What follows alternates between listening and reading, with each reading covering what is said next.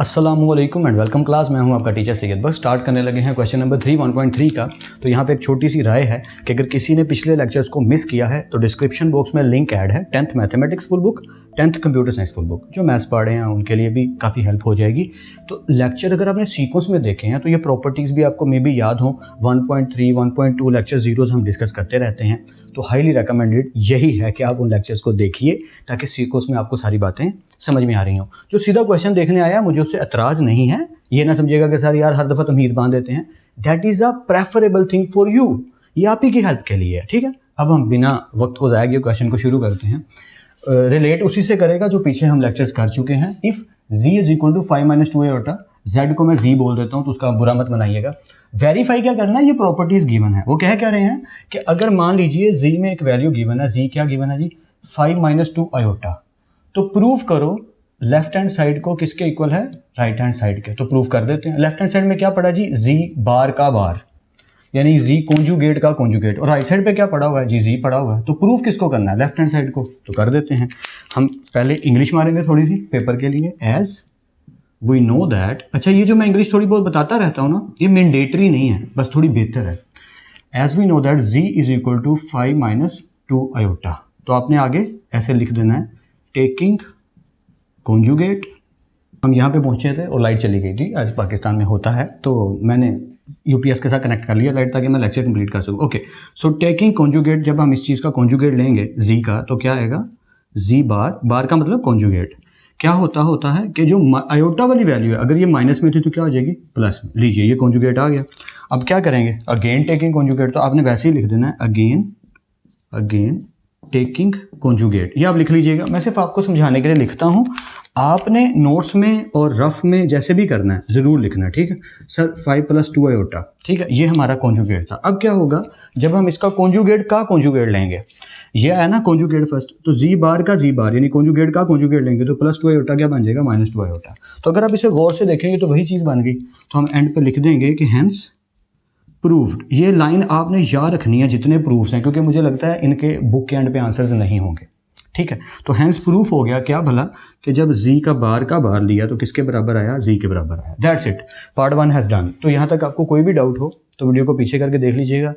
I am sure कि ये समझ आ रहा होगा, बहुत ईजी है। ठीक है, तो पार्ट नंबर 2 पे मूव करते हैं, आगे बढ़ते हैं।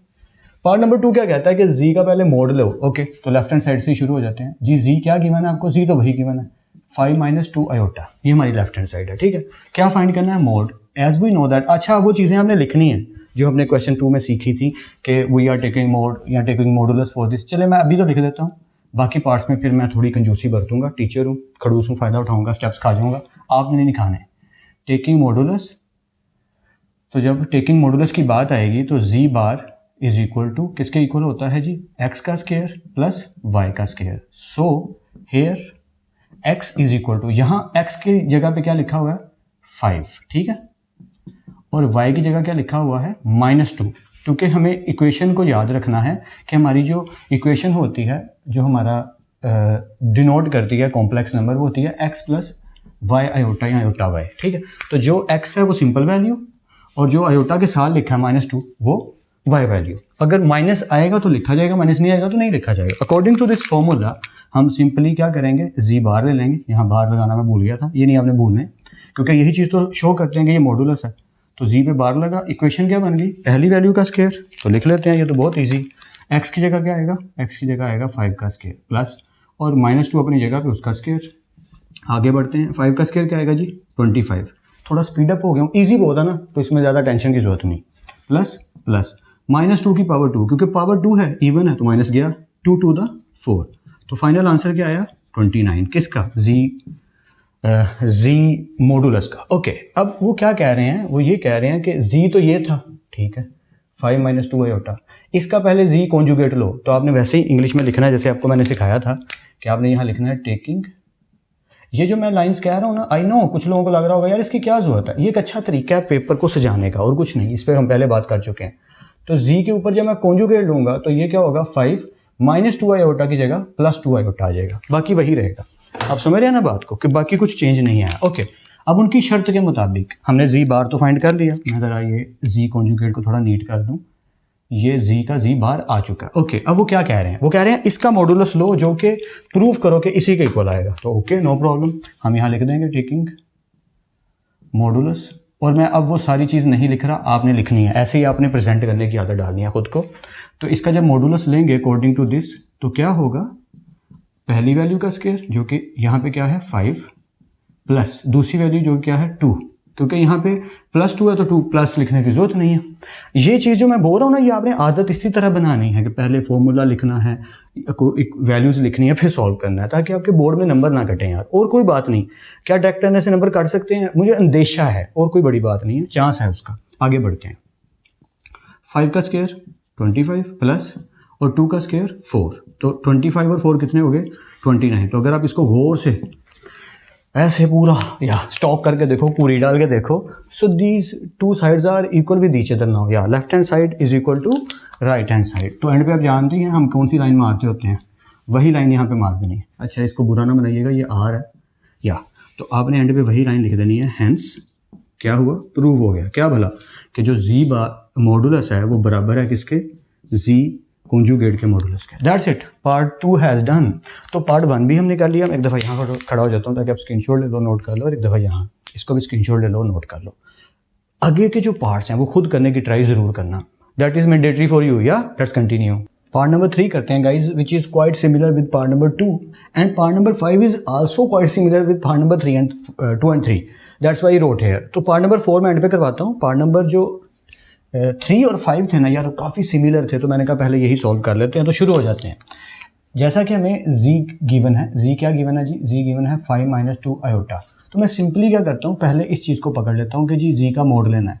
तो आपने भी वैसे ही लिखना है, taking modulus according to that x = 5 y = -2। ये हम पहले फाइंड भी कर चुके हैं, तो हमें पता है कि ये बहुत ही आसान सा काम है। वो सारा ताम झाम आपने करना है यहाँ, मैं रिपीट कर रहा हूँ बार बार। तो पहली वैल्यू का स्क्वायर प्लस दूसरी वैल्यू का स्क्वायर, यानी कि मैं इस एंगल से सोचता हूँ कि ये x है और ये y है। मैं क्या सोचता हूँ, बात ही ये बनती है 5 5 दा 25, ये वाला प्लस जो है यहाँ आ गया, और -2 का स्क्वायर, क्योंकि पावर 2 है तो माइनस खत्म हो गया, 2 का स्क्वायर 4, 2 ही है ना, हाँ 2 का स्क्वायर 4। ओके, इसका मतलब जब हम इनको ऐड करेंगे तो ये तो हूबहू वही चीज़ बनेगी। 25 और 4 को ऐड किया तो क्या बना 29। ये जी बार का और जी मॉडुलस का आंसर आ गया। लेफ्ट हैंड साइड हो गई। अच्छा, अब राइट हैंड साइड की बात करें। राइट हैंड साइड उसके ऑपोजिट चल रही है, वो कह रही है कि जी तो है ही, वो क्या है 5 - 2 आयोटा। पहले -z लो, ओके जी, -z ले लेते हैं। -z का मतलब माइनस को मल्टीप्लाई कर दो जो भी z की वैल्यू है। z की वैल्यू क्या है 5 - 2 आयोटा। अब समझ रहे हैं ना, अगर कहीं लिखा हो a = 3 - 4y, तो अगर मुझे कहे -a का क्या मतलब होगा, तो मैं कहूँगा कि माइनस को मल्टीप्लाई कर दो इनसे जो भी वैल्यू है, तो ये बन जाएगी -3 - प्लस 4y। यहाँ कोई कहते a अगर 6 के बराबर है तो -6 किसके इक्वल होगा, -6 के। a अगर 6 के इक्वल है तो -a = -6, साइन चेंज हो जाएगा। वही होगा यहाँ पे भी कि -g भाई साहब क्या हो जाएगा कि +5 था, क्या हो जाएगा -5, और माइनस +2 आयोटा।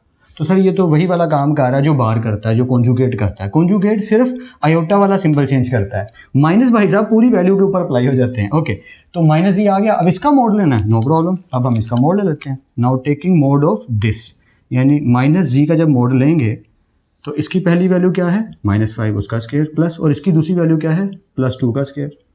तो कोई दिक्कत नहीं है। -5 का स्क्वायर क्या आने वाला 25, थोड़ा स्पीड अप हो गया हूँ बट आई होप सो समझ आ रही है, प्लस, और 2 का स्क्वायर क्या होगा 4।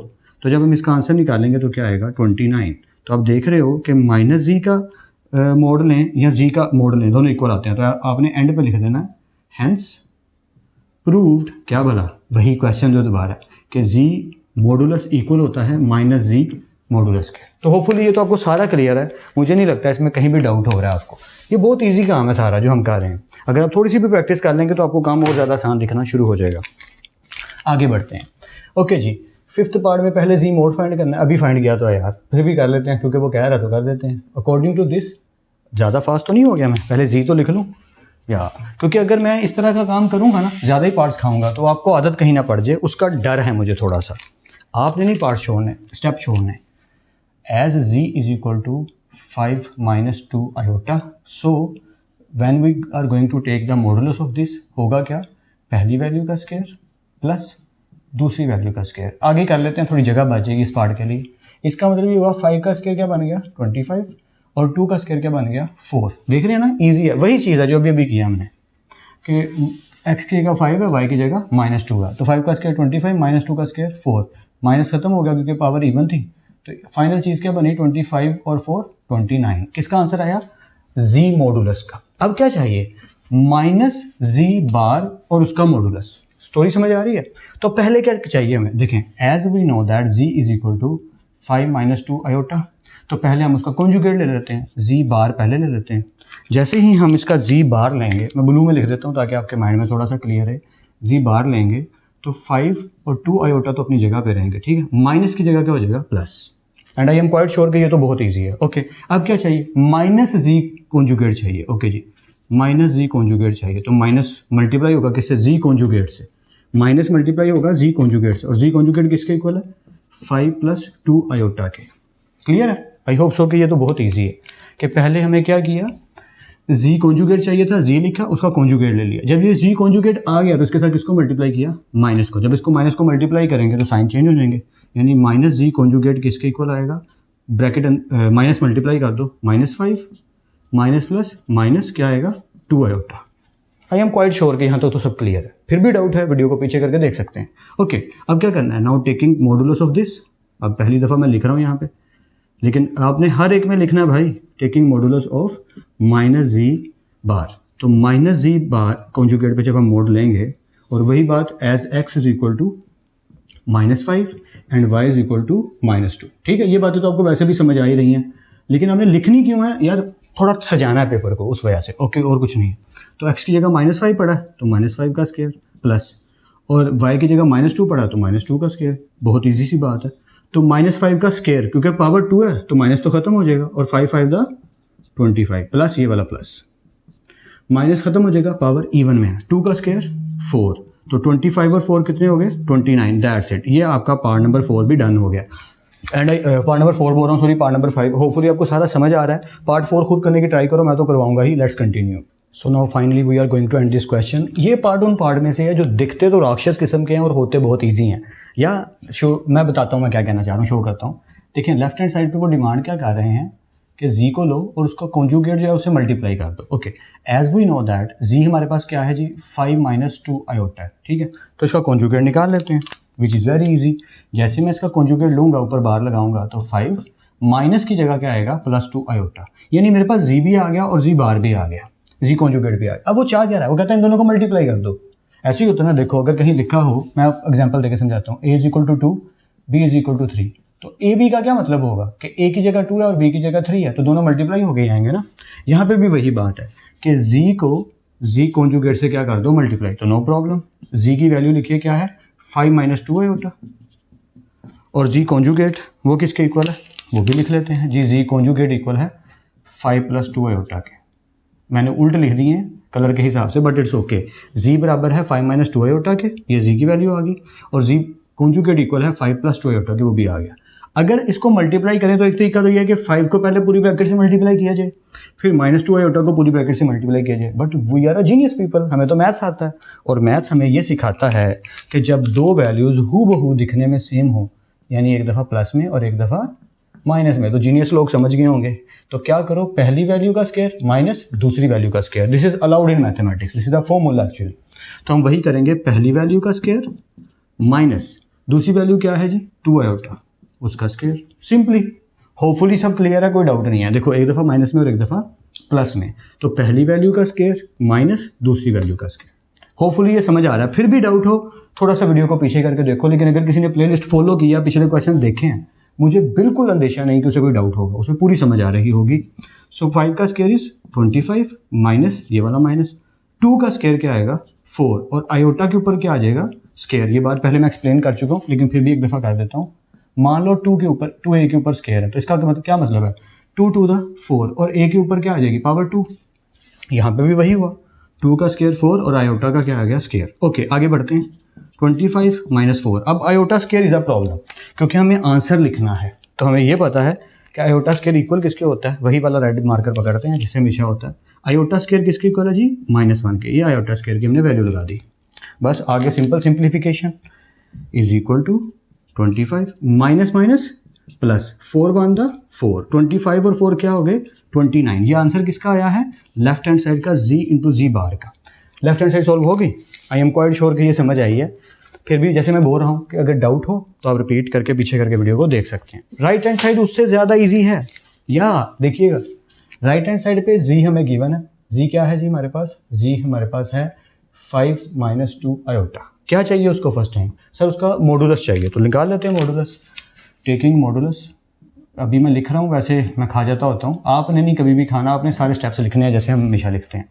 टेकिंग मॉडुलस ऑफ z, ठीक है। z का मॉडुलस जब लेंगे तो z का मॉडुलस क्या आएगा? पहली वैल्यू का स्क्वायर। वो आपने फॉर्मूला लिख लेना अगर आप चाहो तो। अगर क्या लिखना है ज़रूर लिखना है, ताकि आपका पेपर का करने का मेथड सही रहे। Okay, taking modulus of z का जब मोड लेंगे तो पहली वैल्यू का स्क्वायर प्लस दूसरी वैल्यू का स्क्वायर, सिंपली।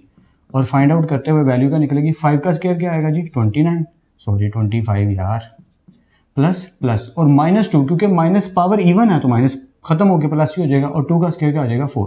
ये प्लस अपनी जगह पे, बस इस 2 माइनस खत्म को करके 2 का स्क्वायर लिख दिया 4। तो जी बार का, जी बार बोल रहा हूँ, जी मोड का आंसर क्या आया? 25 और 4 29। होपफुली यहाँ तक तो क्लियर है, कोई डाउट नहीं है। अब ये डिमांड नहीं किया उन्होंने राइट साइड पे। राइट साइड पे भाई साहब ने डिमांड किया है कि जब जी का मोड निकल आए तो उसका स्क्वायर ले लो। तो नो प्रॉब्लम, हम स्क्वायर ले लेते हैं। टेकिंग स्क्वायर यहाँ लिख दीजिए जो अकॉर्डिंग टू नीड है, टेकिंग स्क्वायर। तो जब आप स्क्वायर लेंगे, इधर भी स्क्वायर आ गया और इधर भी स्क्वायर आ गया, तो आपको पता है ना क्या होगा? या जैसे ही आप स्क्वायर लेंगे स्टोरी चेंज हो जाएगी। ये तो हमें आंसर चाहिए, तो इसको तो ऐसे ही लिखेंगे, ये स्क्वायर रूट कट जाएगा और क्या आएगा? 29। तो अगर आप देखें तो लेफ्ट हैंड साइड और right hand side equal answer आया 29, बिल्कुल आया। तो एंड पे लिख दीजिए हमारी वही स्टेटमेंट कि हमने प्रूव कर दिया। तो आप लिख देंगे हेंस प्रूव्ड के फोर्थ पार्ट का आंसर क्या कहता है कि जी कॉन्जुगेट से मल्टीप्लाई हो तो मॉडुलस ऑफ जी स्क्वायर का इक्वल आता है। तो होपफुली ये सारा आपको समझ आया। मैं एक साइड पे खड़ा हो जाता हूँ ताकि आप स्क्रीनशॉट लेकर नोट कर लो, और सारे पार्ट्स की प्रैक्टिस ज़रूर करनी है भाई। मैं बीच में आके थोड़ा मदाखलत कर रहा हूँ, लेकिन ये मेंशन ऐसे ही करना ज़रूरी है कि आपने प्रैक्टिस ज़रूर करनी है। सिर्फ नोट करके नहीं, आ गया मुझे नहीं आया, ज़ुबानी करो। जब तक ज़ुबानी नहीं हो रहा नहीं आया। होपफुली आपको समझ आ गई होगी। या I have help you well, I hope so. या फिर मिलते हैं नेक्स्ट लेक्चर में।